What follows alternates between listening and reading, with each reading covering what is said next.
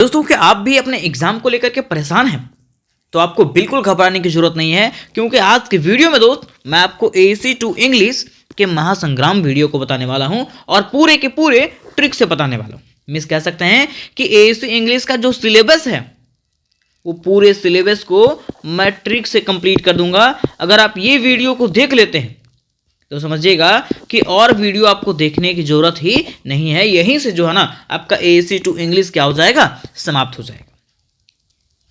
ठीक है, तो चलिए मेरे दोस्त आज के वीडियो के अंतर्गत मैं आपको बताता हूं कि आखिर कौन से क्वेश्चंस की तैयारी आज के वीडियो में आपको कराऊंगा।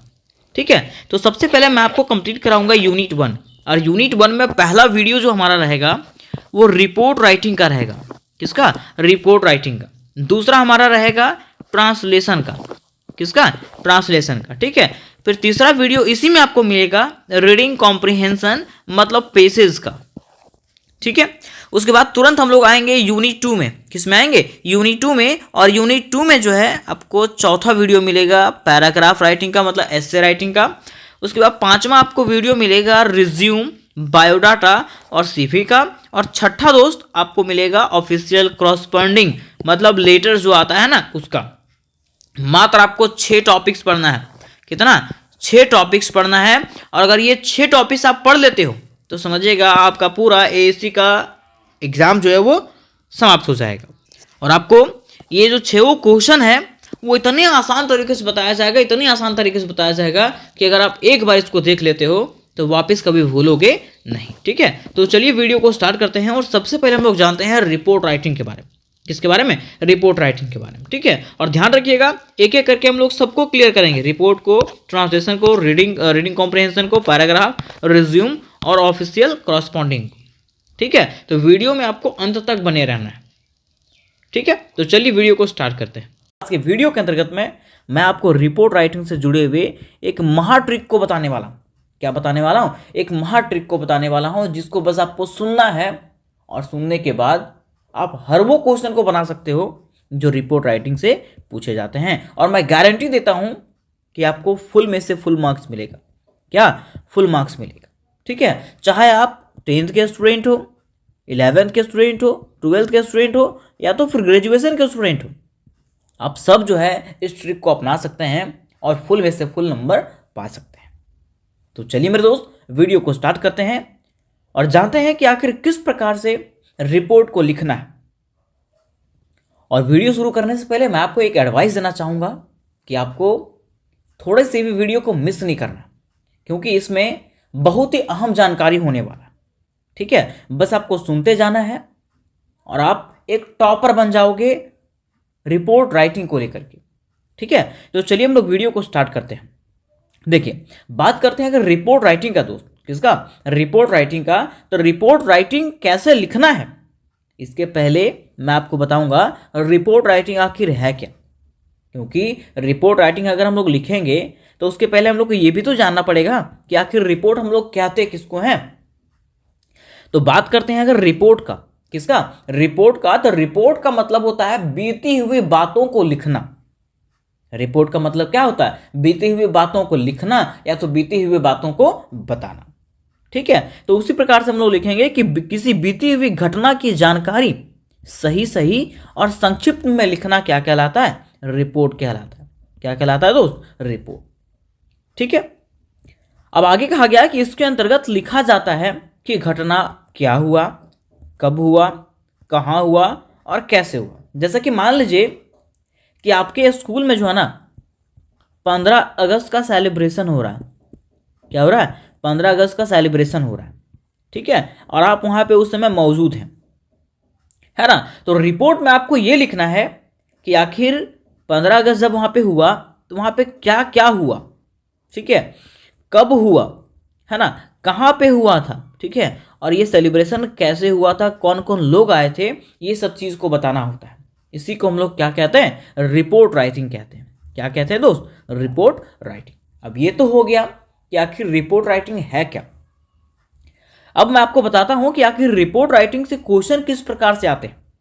रिपोर्ट राइटिंग से क्वेश्चन एग्जाम में जो है ना वो किस प्रकार से पूछा जाता है। ठीक है, तो बात करते हैं अगर रिपोर्ट राइटिंग का, तो क्वेश्चन या तो आपको रोड एक्सीडेंट से पूछेगा या तो एनुअल डे फंक्शन सेलिब्रेशन पूछेगा, स्पोर्ट डे पूछेगा, ब्लड डोनेशन कैंप के बारे में पूछेगा, हेल्थ अवेयरनेस प्रोग्राम के बारे में पूछेगा, ट्रेन एक्सीडेंट के बारे में पूछेगा, बैंक रॉबरी के बारे में पूछेगा, नेशनल वाटर डे के बारे में पूछेगा, इफेक्ट ऑफ सोशल मीडिया, या तो फिर कार एक्सीडेंट के बारे में पूछेगा, है ना। इससे बाहर रिपोर्ट एग्जाम में नहीं आएगा, ठीक है।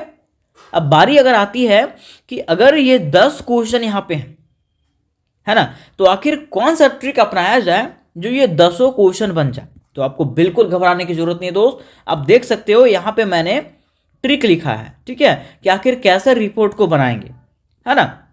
लेकिन उसके पहले मैं आपको ये दिखाना चाहता हूं कि आखिर एग्जाम में किस प्रकार के क्वेश्चन पूछे जाते हैं। तो देखिए, पहला क्वेश्चन है cleaner drive in your college, अपने कॉलेज में स्वच्छता अभियान। दूसरा, विजिट अ म्यूजियम, किसी संग्रहालय का दौरा। तीसरा, donation drive in your college, कि अपने कॉलेज में दान अभियान। चौथा, organising awareness about plastic pollution in your city, अपने शहर में प्लास्टिक प्रदूषण के बारे में जागरूकता का आयोजन। पांचवा, youth festival in your university, मतलब आपके विश्वविद्यालय में युवा महोत्सव है, ठीक है। और छठा जो है blood donation camp in your college, मतलब अपने कॉलेज में रक्तदान शिविर लगा, ठीक है, उसके बारे में बताइए। मतलब देखिए, बात करते हैं अगर क्वेश्चंस का, तो क्वेश्चन जो है ना दोस्त, या तो आपके कॉलेज से संबंधित आएंगे या तो फिर एक्सीडेंट से संबंधित आएगा। किससे?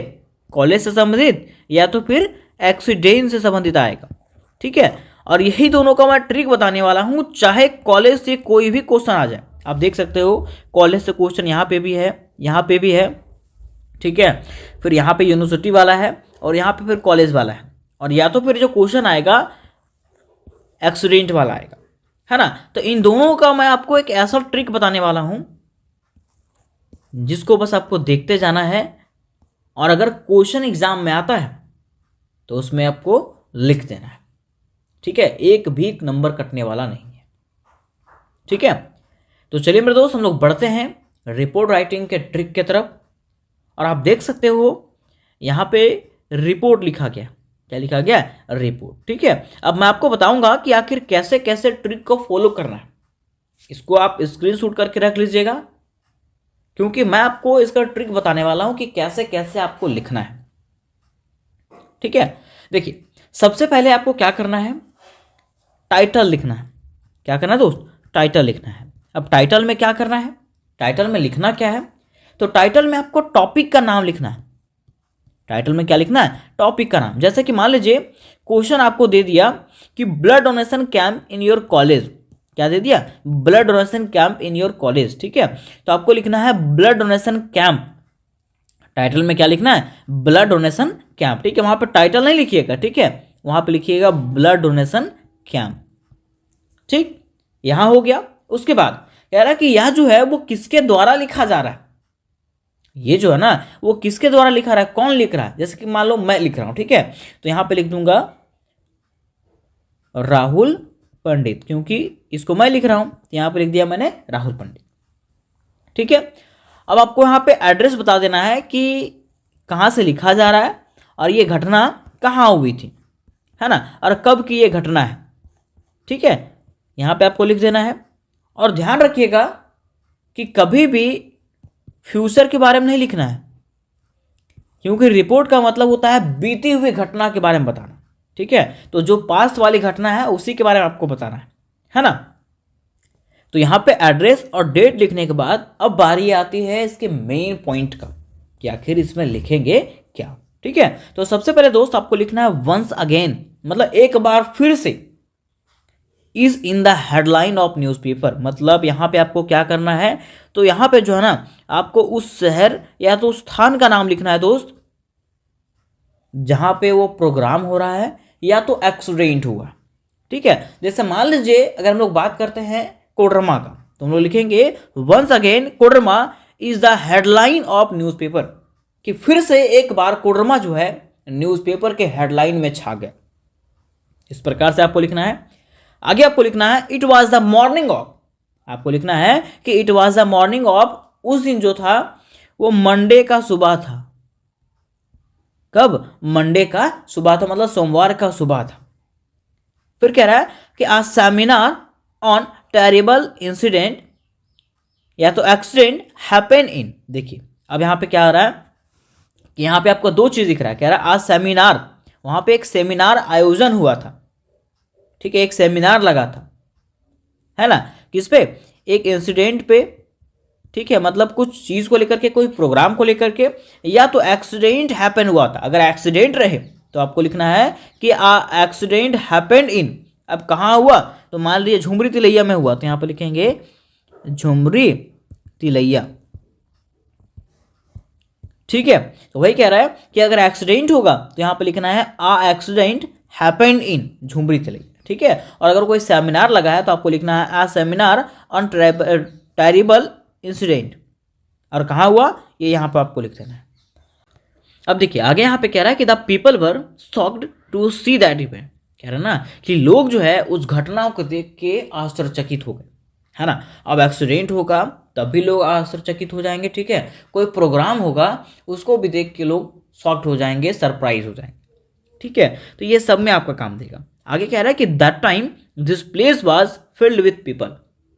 अब देखिए ये सब ऐसा पॉइंट है ना जो आपका हर चीज में काम देने वाला है, ठीक है। कह रहा है कि that time this place was filled with people, means उस समय जो है ना वह जो जगह था लोगों से भरा हुआ था।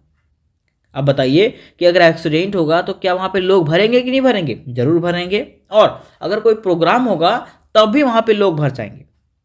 इसलिए मैंने यहां पे लिखा कि दैट टाइम मतलब उस समय वह जो जगह था वो पूरा का पूरा भरा हुआ था, किससे? लोगों से। फिर कह रहा दोस्त कि many doctors, social workers, youth and press reporter were present there. अब हमको बताइए कि अगर कोई एक्सीडेंट होगा तो क्या वहां पे डॉक्टर्स लोग नहीं होंगे, सोशल वर्कर्स नहीं होंगे, यूथ नहीं होंगे, युवा लोग नहीं होंगे, प्रेस रिपोर्टर नहीं आएंगे? आएंगे, आएंगे, है ना। और अगर कोई प्रोग्राम हुआ तो बताइए कि प्रोग्राम में क्या डॉक्टर लोग नहीं आ सकते हैं? जरूर आ सकते हैं। सोशल वर्कर्स नहीं आ सकते हैं? आ सकते हैं। यूथ लोग नहीं रहेंगे? रहेंगे। प्रेस रिपोर्टर नहीं रहेंगे? रहेंगे, है ना। तो यहां तक दोस्त आपको क्या करना है? ट्रिक्स को फॉलो करना है, ठीक है। चाहे कोई भी रिपोर्ट क्यों ना आ जाए, चाहे आपका स्कूल या तो कॉलेज सेमिनार में आ जाए, चाहे आपका एक्सीडेंट से संबंधित आ जाए, है ना, इस ट्रिक को यहां तक आपको फॉलो करना है। और यहां तक जो है जैसे जैसे मैंने लिखा है बिल्कुल सेम आपको छाप देना है। अब इसके आगे क्या करना है? अब देखिए यहां से यहां तक जो आपको दिख रहा है, ठीक है, यहां तक आपको जो दिख रहा है ये जो है वो कॉलेज में सेमिनार या तो कोई प्रोग्राम अगर हो रहा है, किसी तरह का भी प्रोग्राम, चाहे ब्लड डोनेशन कैंप लगा हो या तो कोई भी चीज हो जो कॉलेज से संबंधित है, ये चीज यहां पे हम लोग लिखेंगे, है ना। देखिए कह रहा है कि the entire auditorium was decorated with balloons and poster which were depicting the importance of. जैसे मान लीजिए कि ब्लड डोनेशन के बारे में हम लोग लिख रहे थे, है ना, तो लिखेंगे कि द इंटायर ऑडिटोरियम मीन्स वहां का जो ग्राउंड था वो पूरा तरह से सजा हुआ था। किससे सजा हुआ था? तो बैलून से और पोस्टर से। किससे? तो बैलून से सजा हुआ था और पोस्टर से सजा हुआ था, ठीक है। जो क्या दिखा रहा था? तो कह रहा है कि which were depicting the importance of blood donation, जो ब्लड डोनेशन के महत्व को दिखा रहा था, ठीक है। यहां तक आपको लिख देना है। उसके बाद लिखना है दोस्त कि this programme was started at 9 AM। मतलब यह जो प्रोग्राम है वो 9 बजे शुरू हुआ और 4 PM में खत्म हुआ, ठीक है। आपको यहां पे टाइम जो है अपने अनुसार से लिख देना है ना। उसके बाद देखिए यहां पे आपको खाली स्थान दिख रहा है, तो खाली स्थान में भरना क्या है? तो कह रहा है यहां पे कि physician of RIMS Ranchi is the chief guest. मान लीजिए कि जिस प्रकार का प्रोग्राम रहेगा उसके अनुसार से आपको चीफ गेस्ट को यहाँ पे नाम लिखना है चीफ गेस्ट का। जैसे मान लीजिए ब्लड डोनेशन कैंप लगा, ठीक है, तो उसमें कोई डॉक्टर को ही बुलाएंगे, है ना। तो वही कह रहा है कि आप फिजिशियन ऑफ रिम्स रांची, ठीक है। जैसे मान लीजिए मैंने लिख दिया यहाँ पे RK राठौड़, आप physician of RIMS Ranchi is the chief guest. मतलब RK राठौड़ जो रिम्स के फिजिशियन हैं वो यहाँ के क्या थे? चीफ गेस्ट थे, ठीक है। और अगर आपके स्कूल में कोई प्रोग्राम हो रहा है, ठीक है, तो उसमें आप अपने क्षेत्र के एमएलए को बुला सकते हो, मुखिया को बुला सकते हो, जो भी आपको लगता है उसका नाम यहाँ पे आप लिख दीजिएगा। उसके बाद क्या कह रहा है कि he gave a bold speech on the importance of. देखिए अब क्या हुआ कि मान लीजिए वो चीफ गेस्ट वहां पे आया, तो क्या वो भाषण नहीं देगा? जरूर भाषण देगा। तो वही आपको लिखना है, he gave a bold speech, उन्होंने एक बड़ा ही लाजवाब भाषण दिया, ठीक है, ऑन द इम्पोर्टेंस ऑफ, किसके महत्व पे? तो ब्लड डोनेशन के महत्व पे, है ना। इस प्रकार से आपको यहाँ पर लिख देना है, ठीक है। अब ये जो है आपका रिपोर्ट खत्म हुआ। अब अंत में जो है आपको क्या करना है, लोगों को धन्यवाद देना है। तो वही कह रहा है कि एट लास्ट आवर प्रिंसिपल, मतलब हमारे जो कॉलेज के प्रिंसिपल थे, उन्होंने क्या किया? थैंक किया, ठीक है। तो किसको थैंक किया? तो चीफ गेस्ट को थैंक किया, है ना, and all the participates for their contribution और कोऑपरेशन, मतलब जितने भी वहाँ पे पार्टिसिपेट्स थे सबको उसके योगदान और साथ के लिए जो है ना क्या किया? धन्यवाद दिया। किसने? हमारे कॉलेज के प्रिंसिपल ने, ठीक है। ये हो गया हमारा कॉलेज के सेमिनार के लिए, ठीक है। कॉलेज में अगर कोई प्रोग्राम वगैरह हो रहा है, किसी प्रकार का कोई शिविर लगा है, उसके लिए हो गया, है ना। अब यहाँ तक तो आपको सेम लिखना था, चाहे आपका कॉलेज में कोई प्रोग्राम हो या तो एक्सीडेंट हो। अब बारी आती है मेरे दोस्त एक्सीडेंट का, कि अगर कोई एक्सीडेंट हो गया तो आपको कैसा लिखना है? तो वहां तक तो आपको सेम लिखना था। उसके बाद आपको क्या लिखना है दोस्त? लिखना है कि this train had collided with other express train, मतलब यह जो ट्रेन है, मान लीजिए ट्रेन एक्सीडेंट हुआ, ठीक है, तो आपको लिखना है कि यह जो ट्रेन है वो दूसरे एक्सप्रेस ट्रेन से टकरा गया। क्या लिखना है? यह जो ट्रेन है वो दूसरे एक्सप्रेस ट्रेन से क्या हो गया? टकरा गया। और जब ऐसा टकराया ना, तो almost 50 people died on spot and minimum 27 were seriously wounded. अब क्या हुआ कि जैसे ही वो ट्रेन टकराया, उसमें से क्या हो गए? 50 लोग जो है ऑन द स्पॉट मारे गए, और लगभग 27 लोग जो है वो क्या हो गए? सीरियसली घायल हो गए। अब यहां पे आपको लिखना है कि the cries of passenger had rent to the sky, मतलब लोगों का जो चिल्लाहट था, लोगों का जो दर्द था, वो आसमान को चीर रहा था।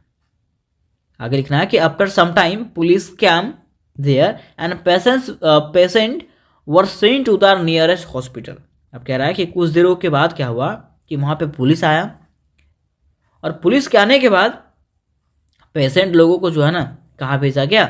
वहाँ के नज़दीकी अस्पताल में भेजा गया, ठीक है।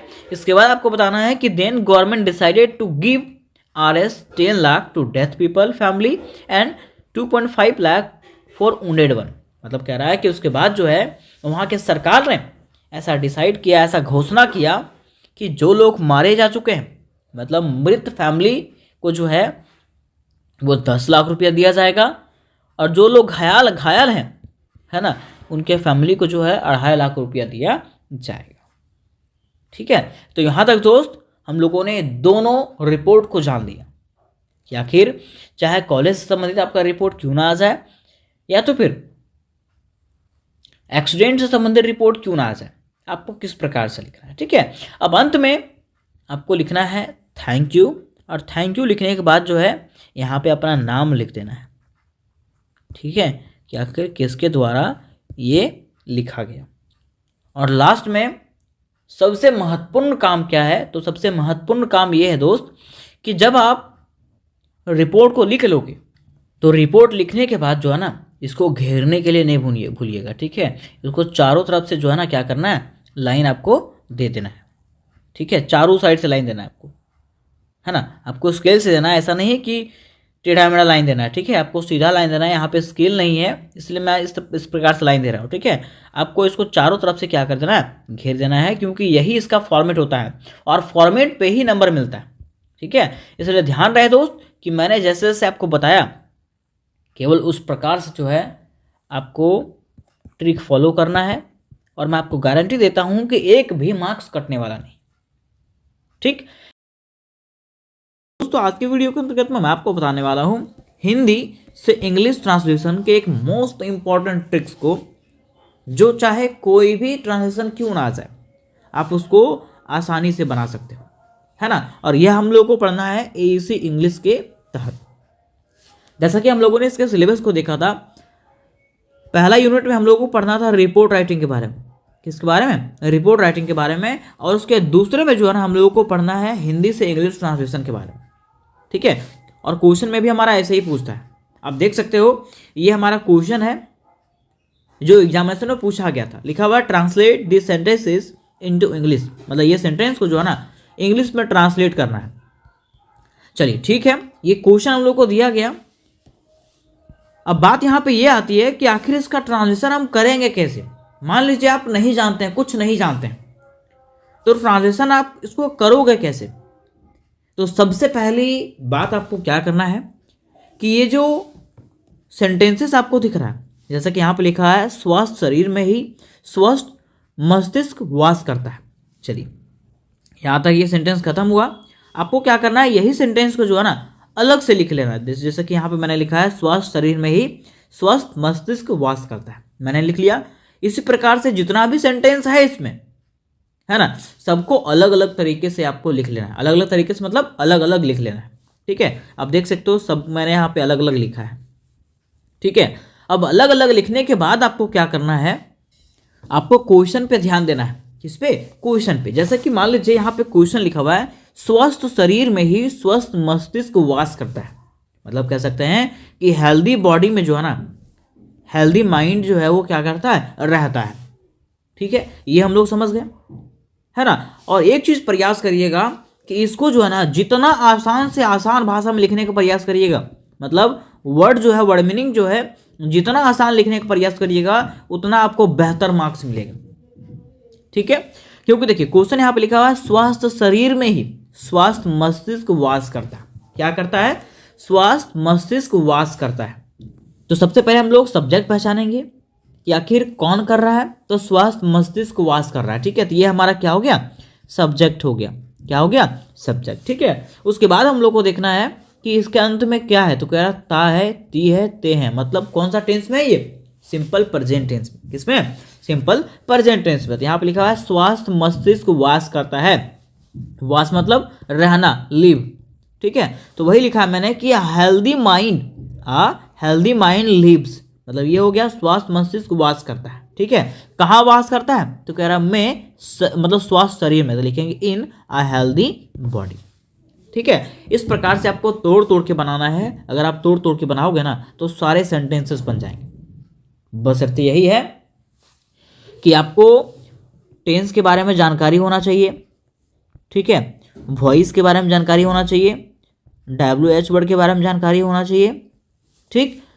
फिर आपका आता है मोडाल्स के बारे में जानकारी होना चाहिए, प्रीपोजिशन के बारे में जानकारी होना चाहिए, तभी आप इसके हिंदी को इंग्लिश में ट्रांसलेट कर पाओगे, ठीक है। और अगर आप चाहते हो कि मैं इन सब टॉपिक्स को बड़ा ही आसान शब्दों में एक ही वीडियो में कंप्लीट कर दूं, तो आप कमेंट करके बताइएगा। बेहद आसान तरीके से मैं इतना आसान बताऊंगा कि आप जीवन में कभी टेंस वगैरह इतना आसान नहीं पढ़े होंगे, ठीक है। लेकिन आप कमेंट करके मुझे बताइएगा अगर आपको पढ़ना होगा तो, ठीक है। उसके बाद देखिए हमारा दूसरा जो सेंटेंस था वो इस प्रकार से है, कह रहा है कि अगर हमारा शरीर स्वस्थ नहीं रहेगा। चलिए ये सेंटेंस हमारा अलग हो गया। कह रहा है कि अगर हमारा शरीर स्वस्थ नहीं रहेगा, कह रहा है कि तो हम अपनी रोजमर्रा की जिंदगी में अच्छे से काम नहीं कर पाएंगे। अब एक चीज ध्यान दीजिएगा कि जब दो सेंटेंस आपको दिख जाए किसमें? फ्यूचर में, तो पहला वाला जो है ना आपका प्रेजेंट में बनता है। पहला वाला किस में बनता है? प्रेजेंट में, ठीक है। और दूसरा वाला जो है आपका फ्यूचर में बनेगा। किसमें? फ्यूचर में, ठीक है। तो सबसे पहले हमारे यहाँ सेंटेंस है कि अगर हमारा शरीर स्वस्थ नहीं रहेगा। क्वेश्चन क्या कह रहा है? अगर हमारा शरीर स्वस्थ नहीं रहेगा, ठीक है। तो लिखेंगे अगर का क्या होता है? इफ, है ना। तो लिखेंगे if our body is not healthy. If our body is not healthy, ये तो आसान हो गया, ठीक है। कह रहा है कि तो हम अपनी रोजमर्रा मतलब समझते हैं एवरीडे, ठीक है, या तो डेली लाइफ। आगे कह रहा है कि जिंदगी में अच्छे से काम नहीं कर पाएंगे, मतलब सीधा कह रहा है कि तो हम अपनी रोजमर्रा मतलब एवरीडे के जीवन में अच्छे से काम नहीं कर पाएंगे, ठीक है। तो सीधा लिखना है कि we won't do our work perfectly, ठीक है। मतलब जितना आसान से आसान बना सकते हो, ठीक है। आप इस प्रकार से भी लिख सकते हो और इस प्रकार से लिख सकते हो कि वी वॉन्ट मतलब समझते हैं, will not do our work every day perfectly. ठीक है, इस प्रकार से भी आप बना सकते हो, मतलब सेंटेंस को तोड़िए और सेंटेंस को तोड़ तोड़ के बनाइए, है ना। इसके बाद मैं आपको एक एग्जाम्पल के थ्रू से भी बताऊंगा। ठीक है, एग्जाम्पल दे रहा हूं मैं और इसका हिंदी दे रहा हूं। ठीक है, आपको ये खुद से बनाना है, कैसे बनाना है तो मैं आपको बताऊंगा। ठीक है, फिर देखिए तीसरा हमारा कह रहा है कि इसके लिए हमें सही आहार, नियमित व्यायाम और पर्याप्त नींद की आवश्यकता है। किसके लिए? तो स्वास्थ्य शरीर के लिए, है ना। तो इसके लिए क्या होता है? For this. क्या होता है? फॉर दिस कह रहा है हमें का मतलब वी, क्या हो सकता है? तो सही आहार, नियमित व्यायाम और पर्याप्त नींद। ठीक है, तो लिखेंगे वी नीड मतलब हमें आवश्यकता है, गुड फूड मतलब सही आहार, रेगुलर एक्सरसाइज नियमित व्यायाम और पर्याप्त नींद मतलब इनफ स्लीप। ठीक है, ये हमारा बन गया। मतलब जितना आप तोड़ तोड़ के बनाइएगा उतना आसानी से आपका ये बन जाएगा, है ना। उसके बाद क्वेश्चन नंबर 4 की बात करते हैं। देखिए क्वेश्चन नंबर 4 हमारा कह रहा है कि हमें अपने शरीर का ध्यान रखना चाहिए। चलिए ये हमारा अलग हो गया। हमें क्या करना चाहिए? अपने शरीर का ध्यान रखना चाहिए। कह रहा है we should take care of our body. We should take care of our body. क्यों करना चाहिए? कह रहा है क्योंकि अगर हमारा शरीर ठीक रहेगा तो हम मानसिक रूप से भी स्वस्थ रहेंगे। तो अभी मैंने आपको बताया कि अगर दो सेंटेंस है और दो सेंटेंस अगर दोनों का दोनों इसमें है, फ्यूचर में है, तो एक जो है ना आपका प्रेजेंट में बनेगा। किसमें बनेगा? प्रेजेंट में। ठीक है, तो वही कह रहा है कि क्योंकि अगर शरीर ठीक रहेगा तो लिखेंगे because if our body is fine, हम मानसिक रूप से भी स्वस्थ रहेंगे। तो we will be mentally healthy too. ठीक है, इस प्रकार से हम लोगों को बनाना है। और लास्ट आपका सेंटेंस है कि यह जो है ना जीवन की सबसे बड़ी संपत्ति मतलब समझते हैं वेल्थ, धन, है ना। तो लिखेंगे दिस इज द ग्रेटेस्ट, सबसे बड़ा का मतलब क्या होता है? Greatest wealth of life. ठीक है, तो यहां तक हम लोगों ने इसका ट्रांसलेशन किया और अब मैं आपको बताता हूं फिर से कि इसके लिए आपको सबसे जरूरी है टेंस। ठीक है, वॉइस तो जितना जरूरी नहीं है लेकिन टेंस सबसे ज़्यादा जरूरी है। ठीक, फिर हो सकता है WH वर्ड, प्रीपोजिशन, मोडाल्स, ठीक है, और प्रोवर्ब्स,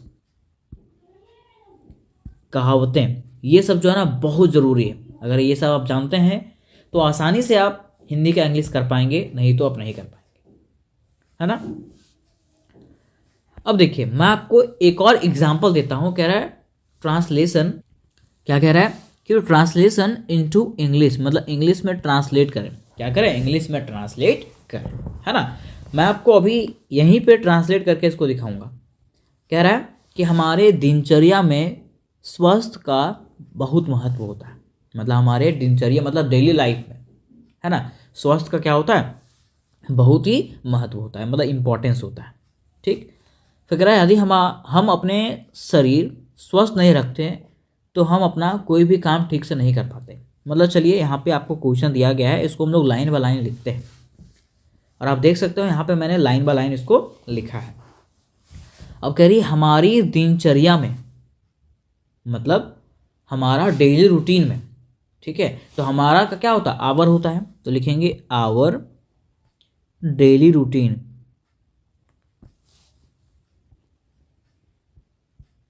आवर डेली रूटीन। ठीक है, यहाँ तक कोई दिक्कत?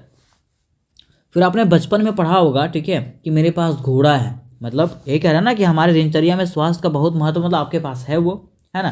तो हो जाएगा आवर डेली रूटीन हैज़, बहुत महत्व का क्या हो जाएगा? ग्रेट इंपॉर्टेंस,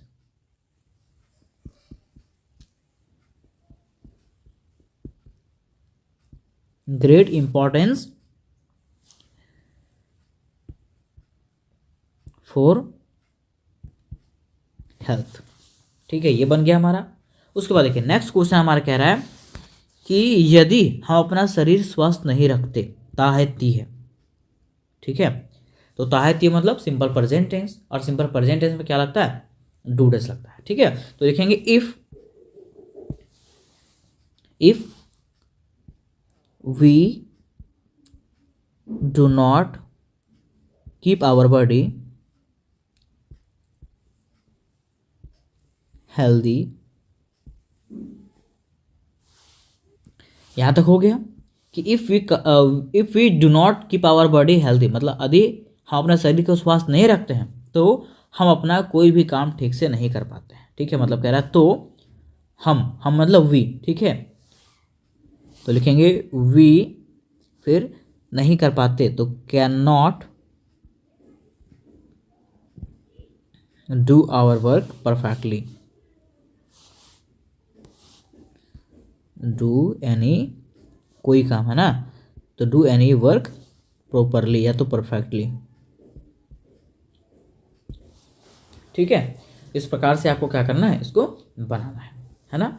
उसके बाद देखिए तीसरा क्वेश्चन आपका कह रहा है अच्छे स्वास्थ्य के लिए हमें संतुलन भोजन करना चाहिए। तो हमको पहले बनाना है हम लोग को कि हमें संतुलन भोजन करना चाहिए। तो चाहिए का होता है शुड, और ये हम लोग को पढ़ना है किस में, मोडाल्स में। किस में पढ़ना है, मोडाल्स में। ठीक है, तो लिखेंगे we should eat balanced food. अब किसके लिए, अच्छे स्वास्थ्य के लिए, तो लिखेंगे फॉर गुड हेल्थ। इस प्रकार से हम लोग इसको बनाते हैं, है ना। फिर हमारा क्वेश्चन कह रहा है, लास्ट क्वेश्चन आपको खुद से बनाना है। ठीक है, 4 नंबर क्वेश्चन कह रहा है कि इसके साथ साथ हमें रोज थोड़ा थोड़ा व्यायाम के लिए भी निकलना चाहिए। मतलब सीधा कह रहा है कि इसके साथ साथ हमें जो है ना रोज थोड़ा थोड़ा व्यायाम भी करना चाहिए। तो इसके साथ साथ का होता है along with his।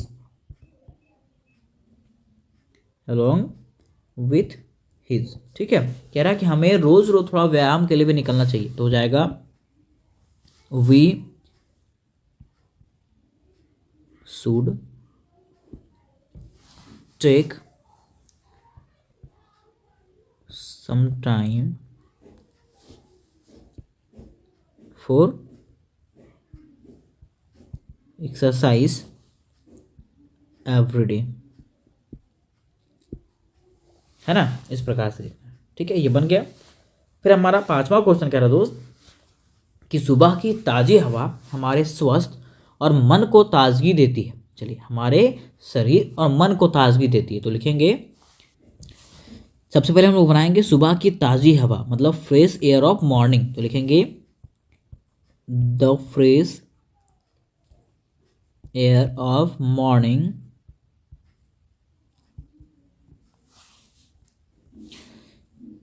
गिव्स, ताजगी का क्या होता है, energy to our body and mind. ठीक है, इस प्रकार से बनाना है ना। ये बन गया। फिर 6ठा नंबर क्वेश्चन हमारा है कि हमें साफ सफाई पर भी ध्यान देना चाहिए। ठीक है, अब हम लोग इसको बनाएंगे, हमें साफ सफाई पर भी ध्यान देना चाहिए। तो we should take care of cleanness, या तो हम लोग बना सकते हैं we should pay attention to cleanness, है ना। तो लिखेंगे वी शुड पे अटेंशन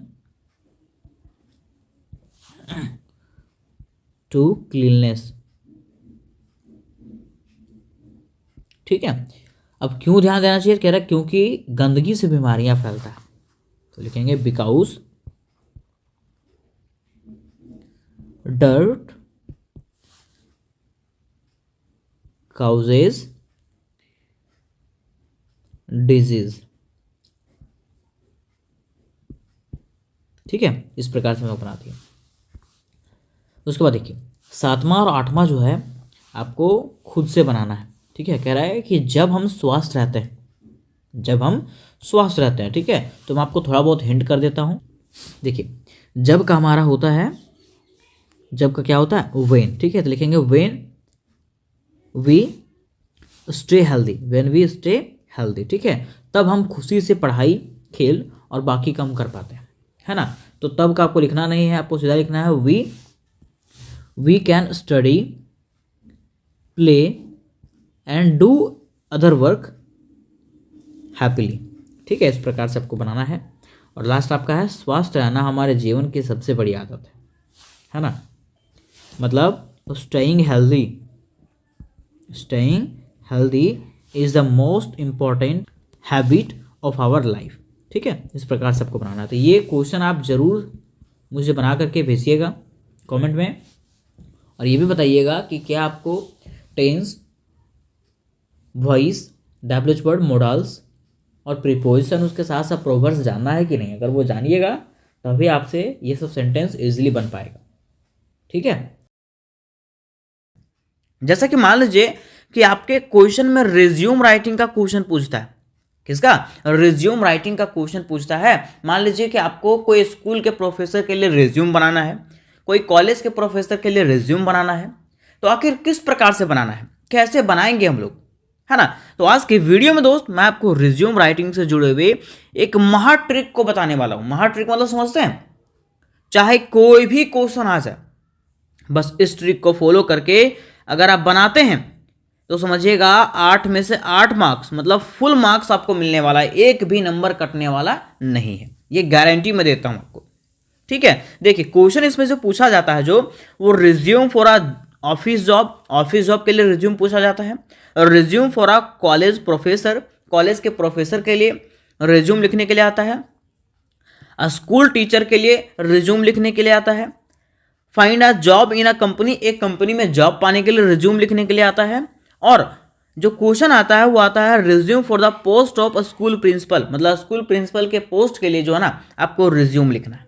ठीक है, इस प्रकार के कुछ क्वेश्चन जो है ना आपके एग्जामिनेशन में आपको देखने को मिलेंगे। आप बिल्कुल घबराइएगा नहीं, चाहे कोई भी रिज्यूम का क्वेश्चन आ जाए, कोई भी। मैं आपको आज एक ऐसा ट्रिक बताने वाला हूं दोस्त कि बस आपको देखना है और उसी प्रकार से फॉलो करना है। एक भी मार्क्स कटने वाला नहीं है, फुल में से फुल मार्क्स आने वाला है। बस आपको करना क्या है, ध्यान से वीडियो को देखते चले जाना है। ठीक है, वीडियो को स्किप नहीं करना है और आगे नहीं बढ़ाना है। आगे बढ़ाइएगा तो फिर आपको समझ में नहीं आएगा, है ना। मात्र 10 से 15 मिनट का वीडियो है, इसको आपको पूरा कंप्लीट कर लेना है। ठीक है, तो चलिए मेरे दोस्त वीडियो को आगे बढ़ाते हैं और जानते हैं हम लोग कि आखिर किस प्रकार से रिज्यूम को हम लोग लिखेंगे, चाहे कोई भी क्वेश्चन आए, कैसे हम लोगों को रिज्यूम बनाना है। ठीक है, तो देखिए मेरे दोस्त, ये रहा आपके रिज्यूम राइटिंग का फॉर्मेट, है ना। सबसे ऊपर में दोस्त आपको लिखना है रिज्यूम। आपको ब्लैक और ब्लू पेन का उपयोग करना है। किसका? ब्लैक पेन का और ब्लू पेन का। ठीक है, और ध्यान रखिएगा कि सबसे ऊपर में जो है ना आपको ब्लैक पेन से हेडलाइन कर देना है रिज्यूम लिख करके। ठीक है, और ये कैपिटल लेटर में लिखिएगा रिज्यूम, है ना।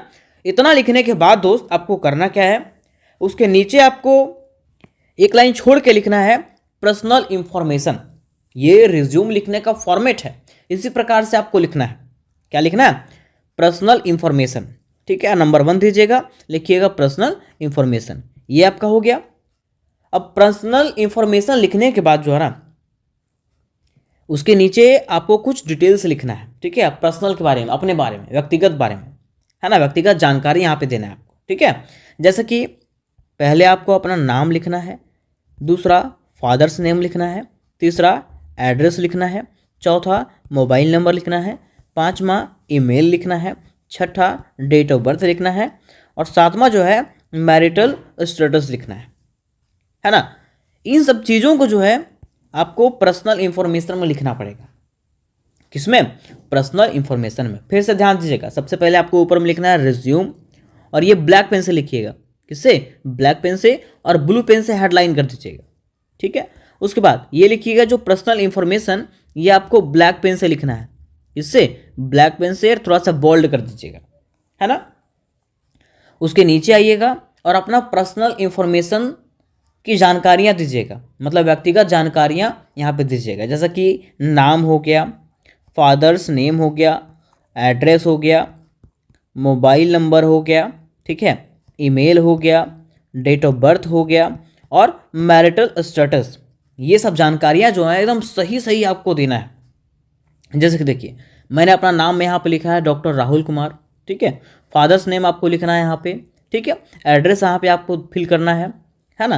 फिर मोबाइल नंबर यहाँ पे मैंने फिल कर दिया है। ठीक है, ईमेल आपको यहाँ पे फिल करना है, डेट ऑफ बर्थ यहाँ पे आपको फिल करना है, और मैरिटल स्टेटस यहाँ पे फिल करना है। और सबसे महत्वपूर्ण जानकारी कि यहाँ पे जो है ना आपको फोटो का एक बॉक्स बना देना है, साइड में फोटो का एक बॉक्स बना देना है, ठीक है। और ध्यान रहे वो सही होना चाहिए।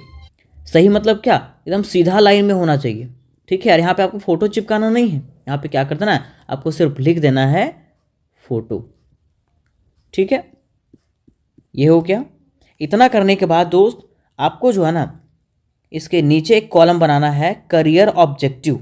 किसका, करियर ऑब्जेक्टिव। जैसे मान लीजिए आपको प्रोफेसर के लिए रिज्यूम लिखना है, तो यहाँ पे प्रोफेसर लिखिएगा, ठीक है। और अगर आपको स्कूल टीचर के लिए लिखना है तो यहाँ पे लिखिएगा to work as a teacher in a reputed school, ठीक है। मान लीजिए आपको मैनेजर के लिए वर्क करना है तो यहाँ पे लिखिएगा मैनेजर, क्या लिखिएगा, मैनेजर। और यहाँ पे जो है यूनिवर्सिटी के जगह पे कोई कंपनी का नाम लिख दीजिएगा, समझे। और ज़्यादा से ज़्यादा चांस है दोस्त ये सब आपको पूछेगा नहीं, ठीक है। सीधा आपको पूछेगा राइट अ रिज्यूम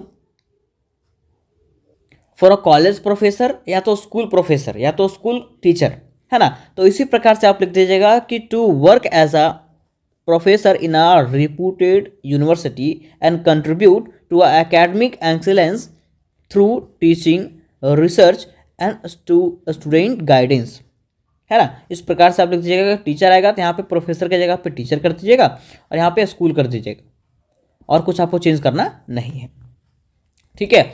और नॉर्मल अगर आपको रिज्यूम लिखने के लिए आता है, सिर्फ कहता है कि राइट अ रिज्यूम और बायोडाटा, ठीक है, तो आपको सेम लिख देना है, कोई भी चेंज करने की जरूरत नहीं है, किसी प्रकार से चेंज करने की जरूरत नहीं है। उसके बाद ये दो चीज़ तो आपका हो गया, पर्सनल इंफॉर्मेशन कंप्लीट हो गया और करियर ऑब्जेक्टिव कंप्लीट हो गया, दो चीज़। और ये देखिए करियर ऑब्जेक्टिव जो है ना आपको ब्लैक पेन से लिखना है, किससे, ब्लैक पेन से, ठीक है। और ये सब जो है आपको ब्लू पेन से लिखना है ना। उसके बाद तीसरा आपको पॉइंट बनाना है एजुकेशनल क्वालिफिकेशन, किसका, एजुकेशनल क्वालिफिकेशन का।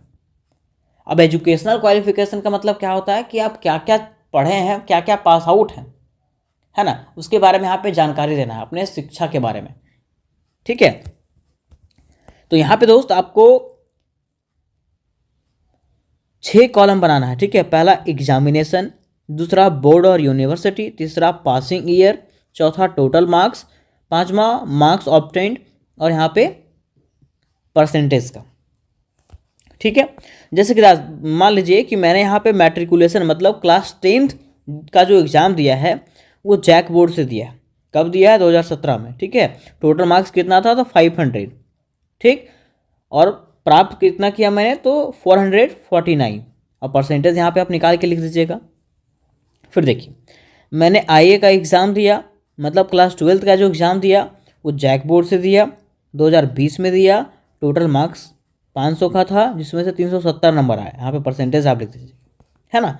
फिर मैंने बीए का एग्ज़ाम दिया, मान लीजिए बीए में मैं अपीयरिंग हूँ, मतलब बीए अभी मैं कर रहा हूँ, ठीक है। तो यहाँ पे अपीयरिंग लिख के छोड़ दीजिएगा। और अगर आप किए हैं तो कहाँ से किए हैं वो लिख दीजिएगा। जैसे मान लीजिए विनोबा भावे से किया गया तो विनोबा भावे यहाँ पे लिख दीजिएगा। कब पास किए, तो 2023 में, तो 2023 लिख दीजिएगा। कितना मार्क्स का था और कितने मार्क्स आप लाएं ये यहाँ पे लिख दीजिएगा। कितना परसेंट यहाँ पे आया आपका वो लिख दीजिएगा, ठीक है। अब बीए छोड़ के आप जो भी चीज़ किए होंगे, जैसे मान लीजिए कोई एमए करता है, कोई बीएड करता है ना, कोई पीएचडी करता है, ठीक है। तो सारी जानकारियाँ आपको इसी प्रकार से फिल करना है, यहाँ पे इसी प्रकार से कॉलम आगे बनाते जाना है और आपको जानकारी फिल करना है। और इसके लिए आपको स्केल का ज़रूरत पड़ेगा, स्केल वहाँ पे आप जरूर लेके जाइएगा, है ना, क्योंकि ये सब ऐसे नहीं कि ऐसे जैसे कोई भी लाइन दे देंगे, एकदम स्ट्रेट लाइन आपको देना पड़ेगा, समझे। इसलिए स्केल का ज़रूरत वहाँ पे आपको पड़ेगा ही पड़ेगा, स्केल वहाँ पे आप लेके जाइएगा, ठीक है। तो मैं उम्मीद करता हूँ कि ये तीसरा डिटेल्स भी आपका कंप्लीट हो गया होगा कि किस प्रकार से हम लोग एजुकेशनल क्वालिफिकेशन को लिखेंगे, है ना। उसके बाद मेरे दोस्त आपको चौथा पॉइंट बनाना है स्किल्स एंड एक्सपीरियंस। आप क्या क्या चीज़ जानते हैं और किस किस चीज़ में एक्सपीरियंस है उसके बारे में आपको यहाँ पे लिखना है, ठीक है।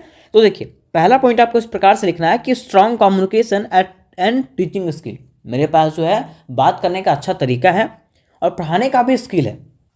दूसरा कह रहा है expertise in English literature and research.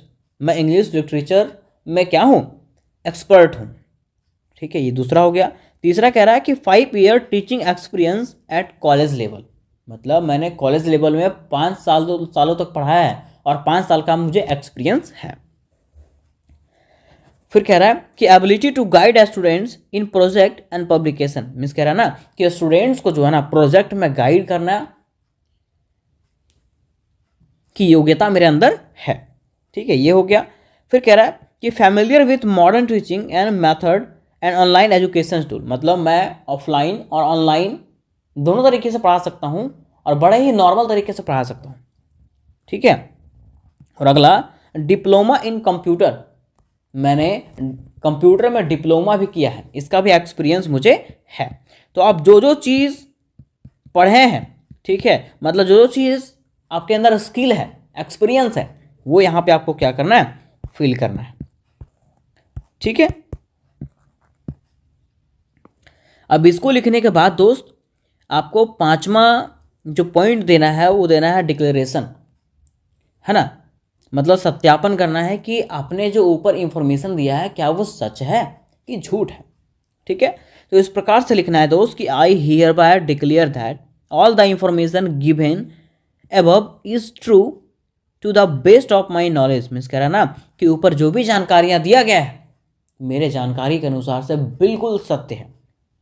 ठीक है, चाहे कोई भी रिज्यूम आपका आएगा उसमें आपको इसी प्रकार से लिखना है जिस प्रकार से मैंने ऊपर से लेकर के अभी तक बताया है। ठीक है, और अंत में मेरे दोस्त आपको यहाँ पे अपना डेट लिख देना है जिस दिन आप लिख रहे हो इसको। ठीक है, प्लेस लिख देना है आपको, कहाँ से लिख रहा है। जैसे मान लीजिए मैं अनंतड़ी से लिख रहा हूँ तो अनंतड़ी यहाँ पे लिख दूंगा और यहाँ पे जो है ना दोस्त आपको अपना सिग्नेचर कर देना है। ठीक है, इतना करने के बाद जो है आपका रिज्यूम जो है वो क्या हो गया, बिल्कुल प्रोफेशनल बन गया। और ये जो है 8 में से 8 नंबर लाने के लिए एकदम परफेक्ट हो गया। ठीक है, इसमें से फुल मार्क्स आपको मिलने वाले हैं, एक भी नंबर नहीं कटेगा, है ना। अगर आप इतना कर लेते हो ना तो एक भी मार्क्स कटने वाला नहीं है। मैं आपको फाइनल लुक दिखाता हूँ कि आखिर किस प्रकार से इसका फाइनल लुक है। देखिए इसका फाइनल लुक यही रहा। ठीक है, इसी प्रकार से जो है ना आपको क्या करना है, रिज्यूम लिखना है। आप देख रहे होंगे कि यहाँ पे मैंने लाइन भी दिया है, तो आपको ध्यान देना है कि आपको वहाँ जो पेज मिलेगा उसमें आपको इस प्रकार से लाइन भी देना है। लाइन देने के बाद आपको इस प्रकार से लिखना है। ठीक है, क्योंकि फॉर्मेट पे नंबर मिलता है। किस पे, फॉर्मेट पे नंबर मिलता है, इसीलिए फॉर्मेट बनाना बहुत ज़रूरी है। और बेहतर तरीके से जितना साफ साफ अक्षर में आप लिखोगे उतना आपको अच्छा नंबर मिलेगा। ठीक है, तो इस प्रकार से दोस्त आपको लिखना है। और अगर आपको नॉर्मल लिखना है, ठीक है, जैसे होता है ना नॉर्मल रिज्यूम बनाना, तो आप इस प्रकार से नॉर्मल रिज्यूम बना सकते हैं अपना। अगर आपको पर्सनल रिज्यूम बनाना है इस प्रकार से आप बना सकते हैं। ठीक है, आप देख सकते हो यहाँ पे डिटेल्स दिया गया पहले। ठीक है, फिर यहाँ पे ऑब्जेक्टिव दिया गया है कि आप क्या करना चाहते हैं अपने लाइफ में। एजुकेशनल डिटेल्स देना है आपको, एक्स्ट्रा क्वालिफिकेशन आपका क्या है उसके बारे में बताना है, पर्सनल इन्फॉर्मेशन बता देना है, डिक्लेरेशन देना है। ठीक है, प्लेस डेट यहाँ पे दे देना है और अंत में जो है ना आपको साइन कर देना है राहुल पंडित जो भी आप। ठीक है, तो यहाँ तक मेरे दोस्त हम लोगों ने ये समझ गया कि आखिर रिज्यूम राइटिंग का महा ट्रिक क्या है। दोस्तों जैसा कि आप लोगों ने जाना होगा कि AC2 इंग्लिश के अंतर्गत में हम लोगों को ऑफिशियल कॉरस्पॉन्डिंग के साथ साथ अनसीन पैसेज भी पढ़ना है। क्या पढ़ना है, अनसीन पैसेज। तो आज के वीडियो में दोस्त मैं आपको अनसीन पैसेज के ट्रिक्स को बताने वाला हूँ कि आखिर जो पैसेज आते हैं उसको हम लोग ट्रिक से कैसे बनाएंगे। ठीक है, मैं आपको पैसेज भी दिखाता हूँ जो एग्जामिनेशन में पूछे गए हैं। आप देख सकते हो कुछ इस प्रकार के पैसेज जो है ना एग्जामिनेशन में आते हैं। और सिर्फ इतना ही नहीं, एक पेज और भी रहता है। ठीक है, ये पैसेज हो गया। और इस प्रकार के क्वेश्चन आप देख सकते हैं दोस्त पूछा जाता है। ठीक है, यहाँ पे क्वेश्चन है, इसका यहाँ पे ऑप्शन दिया गया है। ठीक है, ये दूसरा नंबर क्वेश्चन है, इसका यहाँ पे ऑप्शन दिया गया है ना। फिर तीसरा नंबर क्वेश्चन है, यहाँ पे आपको ऑप्शन दिया गया है। चौथा नंबर क्वेश्चन है, यहाँ पे आपको ऑप्शन मिल रहा है। ठीक है, इसी प्रकार से आपको 5 क्वेश्चन पूछे जाते हैं। कितना, 5 क्वेश्चन MCQ क्वेश्चन पूछे जाते हैं जो मतलब पर क्वेश्चन जो है ना 2 मार्क्स का रहता है। कितना मार्क्स का, 2 मार्क्स का। ठीक है, तो चलिए मेरे दोस्त, आज के वीडियो के अंतर्गत मैं आपको बताऊंगा कि आखिर कैसे आपको पेसेज बनाना है। अगर आपको अनसीन पेसेज मिलता है, ठीक है, तो आप उसको कैसे बना सकते हैं, चुटकियों में बना सकते हैं। ठीक है, उसके लिए आपको ध्यान से देखना है, मैं आपको ट्रिक्स बताऊंगा और वो ट्रिक्स को जो है ना आपको फॉलो करना है ना। आप देख सकते हो यहाँ पे ऊपर में लिखा हुआ है अनसीन पैसेज ट्रिक। क्या लिखा हुआ? Unseen passage trick. ठीक है, अब मान लीजिए कोई भी आपके सामने पैसेज दिख जाता है, आपको करना क्या है? तो रूल नंबर 1 का है दोस्त कि पहले प्रश्न फिर पैसेज, मतलब सबसे पहले जो है ना आपको क्वेश्चन को देखना है। किसको देखना है? क्वेश्चन को, कि आखिर क्वेश्चन क्या क्या रहा है ना। अब देखिए क्यों हम लोगों को पहले प्रश्न देखना चाहिए। कह रहा है पैसेज पढ़ने से पहले सभी सवाल पढ़ें और उनमें जो मुख्य शब्द हैं उसको पहचान लें। मतलब जो चीज़ आपको पूछा गया है उसको अंडरलाइन कर लें या तो अपने माइंड में रख लें। ठीक है, अब क्वेश्चन पढ़ने के बाद दूसरा चीज़ आपको क्या करना है? तो ढूंढना है। क्या ढूंढना है? तो जो कीवर्ड्स आपको यहाँ पे मिले थे, ठीक है, जिसको आप लोगों ने अंडरलाइन किया था, उसको आपको क्या करना है? ढूंढना है। वही कह रहा है कि पेसेज को तेजी से पढ़े, ऐसा नहीं कि पूरा आपको समझते जाना है। ठीक है, पेसेज को तेजी से पढ़ना है ना। और जैसे ही आपको आपके कीवर्ड्स दिखे, कौन सा कीवर्ड्स? जो आप लोगों ने अंडरलाइन किया था, ठीक है, जिसको अंडरलाइन किया गया था, है ना, वहीं रुककर उस वाक्य को ध्यान से पढ़ें। ठीक है, मतलब जहाँ जहाँ वो कीवर्ड्स मिले वही वाक्य को आपको क्या करना है? ध्यान से पढ़ना है, रुक के। ठीक है, आपको आपके आंसर मिल जाएंगे, है ना। उसके बाद तीसरा क्या करना है? लोकेशन चेक करना है। लोकेशन मतलब कह रहा है कि मुख्य विचार जो होते हैं वो या तो पेसेज के पहला में होता है या तो फिर आखिरी में होता है। ठीक है, और उदाहरण जो होते हैं, उदाहरण जो है ना, ये सब कहाँ होते हैं? बीच में होते हैं। कहाँ होते हैं? बीच में। ठीक है, तो आप क्वेश्चन पढ़ के देखिए कि उसमें उदाहरण के बारे में पूछा गया कि परिणाम के बारे में कि मुख्य विचार के बारे में। तो जो चीज़ पूछा गया है उसके अनुसार से आपको पेसेज में देखना है। ठीक है, फिर चौथा हमारा ट्रिक कह रहा है कि पेसेज ही आधार है। अब पेसेज ही आधार कैसे है? कह रहा है उत्तर देने के लिए सिर्फ वही जानकारी इस्तेमाल करें जो पेसेज में नहीं, मतलब पेसेज में दिया गया है। अपने सामान्य ज्ञान का इस्तेमाल ना करें। मतलब देखिए कहा गया है कि जो क्वेश्चन आपको दिया गया है उसका आंसर जो है आपको पेसेज से ही लेना है। किससे? पेसेज से ही लेना है। ऐसा नहीं कि खुद से तेज बने और अपने से उसका आंसर लिख दें, ऐसा नहीं करना है। ठीक है, पेसेज में आपको क्वेश्चन भी दिया गया है, ऑप्शन भी दिया गया है, आंसर भी दिया गया, तो उस पेसेज से ही आपको आंसर टिक आउट करना है। ठीक है, और पांचवा कह रहा है कि गलत को हटाएं। मतलब कि अगर आप सही जवाब को लेकर अनश्योर हैं, मतलब अगर आपको लगता है कि नहीं ये सही जवाब नहीं है, तो उन विकल्पों को क्या करना है? हम लोग को हटा देना है। क्या करना है? हटा देना है। ठीक है, जो पेसेज के अनुसार से पूरी तरीके से गलत है। ठीक, तो ये रहा आपका 5 तरीका जो आपको अनसीन पैसेज बनाने में मदद करेगा। अब चलिए मैं आपको बताता हूं कि आखिर इन ट्रिक्स से कैसे हम लोग पैसेज को बहुत ही आसानी तरीके से बना सकते हैं। ठीक है, तो देखिए मेरे दोस्त, ये रहा हमारा पेसेज। यहाँ पे आपको दिख रहा है ये पेसेज है हमारा। ठीक है, और ये साइड जो है हमारा क्वेश्चन आंसर है। ठीक है, जो पेसेज के अनुसार से पूछा गया है ना। तो जैसा कि मैंने आपको कहा था कि सबसे पहले जो है ना आपको करना क्या है कि सबसे पहले आपको क्वेश्चन पढ़ना है। क्या पढ़ना है? क्वेश्चन। और क्वेश्चन पढ़ के जो है ना आपको जो पॉइंट मेन लगे उसको अंडरलाइन कर लेना है। ठीक है, या तो अपने मन में याद रखना है। जैसे क्वेश्चन यहाँ पे कह रहा है कि why do people go to library according to the passage. मतलब पेसेज के अनुसार से लोग जो है ना वो लाइब्रेरी क्यों जाते हैं। ठीक है, मतलब why do people go to library, है ना। मतलब कह रहा है कि गो टू लाइब्रेरी, ऐसे हम लोग को समझ में आया कि लोग जो है लाइब्रेरी क्यों जाते हैं। ठीक है, अब इसको हम लोग पढ़ेंगे, देखेंगे इसमें से किस प्रकार से आंसर दिया गया है। कह रहा है कि a library is a quite place where people go to read and learn. मतलब यहाँ पे कह रहा है कि where people go to read and learn, मतलब लोग जो है वहाँ पे लिखने और पढ़ने के लिए जाते हैं। किसके लिए? लिखने के लिए और पढ़ने के लिए। ठीक है, अब हम लोग देखेंगे कि क्या इसके ऑप्शन में ऐसा कुछ ऑप्शन है। तो पहला हमारा कह रहा है कि they go to library to make loud noise and play game. मतलब वो लोग लाइब्रेरी जाते हैं ज़्यादा आवाज़ करने, हल्ला करने के लिए और गेम खेलने के लिए। ये तो गलत हो गया।